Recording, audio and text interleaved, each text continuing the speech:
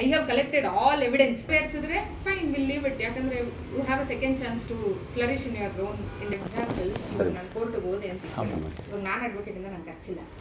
ಇವಾಗ ನೀವಾಗಿದ್ರೆ ನನ್ನ notice reply ಮಾಡೋದಕ್ಕೆ ನಾನು ನಿಮಗೆ ಹೇಳ್ತಾ ಇದ್ದೀನಿ, ಒಳ್ಳೆ ಲಾಯರ್ ಆಗಿ ಹೇಳ್ತಾ ಇದ್ದೀನಿ, ಲೀಗಲ್ ಪ್ರೊಸೀಡಿಂಗ್ಸ್ ಯಾಕೆ ನೀವು ಮೂವ್ ಮಾಡಬಾರ್ದು ಅಂತ. ಯಾಕಂದ್ರೆ ನನ್ನ ಕ್ಲೈಂಟ್ ಹತ್ರ ನಾನು ಎಲ್ಲರೂ ಲೀಗಲ್ ಪ್ರೊಸೀಡಿಂಗ್ಸ್ ಮೂವ್ ಮಾಡಿ ಅಂತ ಹೇಳಲ್ಲ, ಯಾಕಂದ್ರೆ ಖರ್ಚುಗಳು ಜಾಸ್ತಿ ಇರುತ್ತೆ.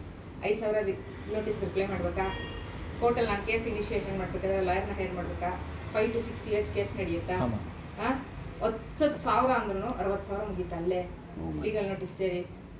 60,000 ಆಯ್ತಾ ಬರೀ ಕೇಸ್ ನಡೆಸೋದಕ್ಕೆ. ನಾನು ಕಾಂಪನ್ಸೇಷನ್ ಈಗ 1 ಲಕ್ಷ ಹಾಕಿದ್ದೀನಿ. ಅಟ್ಲೀಸ್ಟ್ ಕೋರ್ಟ್ ಒಂದು 50,000 ಆದ್ರೂ ಆರ್ಡರ್ ಮಾಡಲ್ವಾ? ನಂಗೆ ಗೊತ್ತಿರೋ ಮಟ್ಟಿಗೆ 50,000 ಅಂತೂ ಗ್ಯಾರಂಟಿ ಆರ್ಡರ್ ಮಾಡುತ್ತೆ. 1 ಲಕ್ಷ ರೂಪಾಯಿ ಕಾಂಪೋಸಿಷನ್ ರೂಪದಲ್ಲಿ ಕೊಟ್ಟು ಬಿಡಿ, ನಾವು ನಿಮ್ಮ ಪ್ರಕಾಶ್ ಡಯಾಗ್ನೋಸ್ಗೆ ರೆಗ್ಯುಲರ್ ಆಗಿ ಬರ್ತಾ ಇರ್ತೀವಿ, ನಿಮ್ಗೆ ಗೊತ್ತಲ್ವಾ. ಈ ತರಹದ ಆಡಿಯೋ ಈಗ ಬಿಡುಗಡೆಯಾಗಿದೆ. ಈ ಆಡಿಯೋವನ್ನು ಪ್ರಕಾಶ್ ಡಯಾಗ್ನೋಸ್ಟ್ ಅವರು ಕಳಿಸಿಕೊಟ್ಟಿದ್ದಾರೆ. ವಿಚಾರ ಏನು ಅಂದ್ರೆ, ಜಯಶ್ರೀ ಎಂಬುವ ಮಹಿಳೆ ಮಾರ್ಚ್ ನಲ್ಲಿ ಈ ಡಯಾಗ್ನೋಸ್ ಸೆಂಟರ್ಗೆ ರಕ್ತ ಪರೀಕ್ಷೆಗೆ ಹೋಗಿರ್ತಾರೆ. ಅವರೇ ಹೇಳಿಕೆ ಕೊಟ್ಟಿರುವ ವಿಡಿಯೋದಲ್ಲಿ ಗಮನಿಸುವುದಾದರೆ, ಎಷ್ಟೇ ಪ್ರಯತ್ನ ಪಟ್ಟರೂ ರಕ್ತ ಬಂದಿರುವುದಿಲ್ಲ ಸಿರಿಂಜಲ್ಲಿ, ನೀಡಲ್ನಲ್ಲಿ ಅಂತ ಹೇಳಿಕೆ ಕೊಟ್ಟಿರ್ತಾರೆ. ನಾನು ಮಾರ್ಚ್ ತಿಂಗಳು 4ನೇ ತಾರೀಕು ಸುಮಾರು 7:30ರಲ್ಲಿ ಥೈರಾಯ್ಡ್ ಟೆಸ್ಟ್ ಮಾಡೋದಕ್ಕೆ ಪ್ರಕಾಶ್ ಡಯಾಗ್ನೋಸ್ಟಿಕ್ ಲ್ಯಾಬ್ಗೆ ಹೋಗ್ತೀನಿ. ಸುಮಾರು 7:30ರಲ್ಲಿ ಅವ್ರು ರಕ್ತ ಪರೀಕ್ಷೆ ಮಾಡ್ತಾರೆ. ರಕ್ತ ಚುಚ್ಚಬೇಕಾದ್ರೆ ನನಗೆ ನೋವಾಗುತ್ತೆ, ರಕ್ತ ಬರದೇ ಇಲ್ಲ, ಇನ್ನೊಂದು ಕೈ ಚುಚ್ಚಿ ನನಗೆ ನೋವಾಗಿದೆ ಅಂತ ಹೇಳ್ತೀನಿ.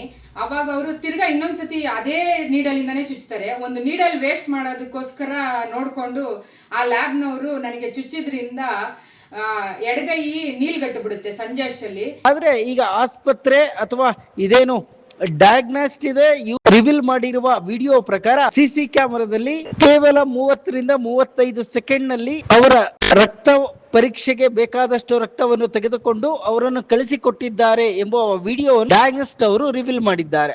ಈ ಡಯಾಗ್ನೋಸ್ಟ್ ಸೆಂಟರ್ಗೆ ನಾನು ರೆಗ್ಯುಲರ್ ಆಗಿ ಬರ್ತಾ ಇದ್ದೀನಿ, ನಿಮ್ಮಿಂದನೇ ಹಿಂಗಾಗಿದೆ, ಹಾಗಾಗಿ 1 ಲಕ್ಷ ರೂಪಾಯಿ ನನಗೆ ಕೊಡಿ ಅಂತ ಡಿಮ್ಯಾಂಡ್ ಮಾಡಿರೋದು ಎಲ್ಲೋ ಒಂದು ಕಡೆ ಹಣಕ್ಕೆ ಬೇಡಿಕೆ ಇಟ್ರ, ಹಣದ ಆಸೆಗೆ ಈ ತರ ಏನಾದ್ರೂ ಮಾಡಿದ್ರ ಅಂತ ಆರೋಪ ಕೇಳಿ ಬರ್ತಾ ಇದೆ.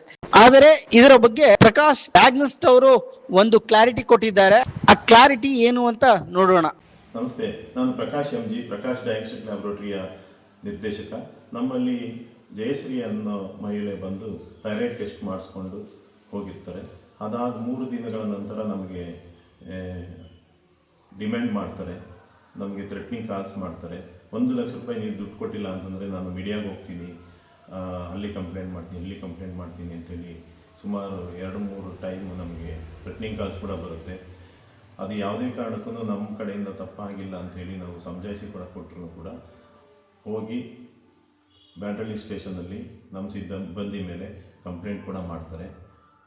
ಅದಕ್ಕೆ ನಾವು ಬ್ಯಾಡ್ರಳ್ಳಿ ಸ್ಟೇಷನಲ್ಲಿ ಹೋಗಿ ಅವರಿಗೆ ಸಮಜಾಯಿಸಿ ಕೊಟ್ಟು ನಮ್ಮ ಕಡೆಯಿಂದ ಏನು ದಾಖಲೆಗಳು ಕೊಡಬೇಕು, ವಿತ್ CCTV ಫುಟೇಜಸ್ಸಿಂದ ಹಿಡಿದು ಅವರು ನಮ್ಮ ಸಂಸ್ಥೆಗೆ ಅಂದರೆ ನಮ್ಮ ಲ್ಯಾಬ್ಗೆ ಬಂದು ಹೋಗಿರುವಂಥ CCTV ಫುಟೇಜಸ್ಸು, ಹಾಗೆ ನಮ್ಮ ಸಿಬ್ಬಂದಿ ಅವರ ರಕ್ತ ಪರೀಕ್ಷೆಗೋಸ್ಕರ ಸಾಂಪಲ್ ತೊಗೊಂಡಿರೋಂಥ ಫೋಟೋಸಸ್ ಕೂಡ ನಾವು ಕೊಟ್ಟಿರ್ತೇವೆ.